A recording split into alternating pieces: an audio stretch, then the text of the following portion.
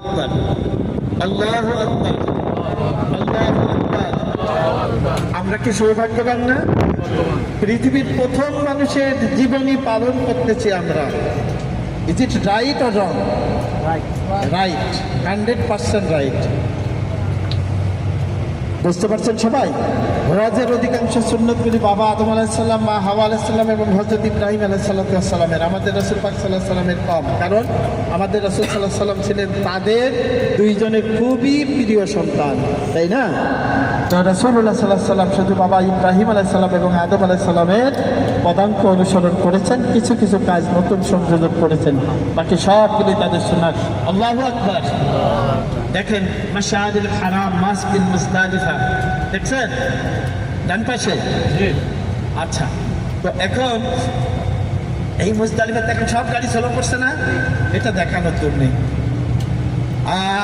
এই মুজদালিফাতে হাজিরা এসে কি করেন বলতে পারেন? রাতের বেলায় তাহাজ্জুদ পড়েন, আর একটা ছোট্ট কাজ করেন।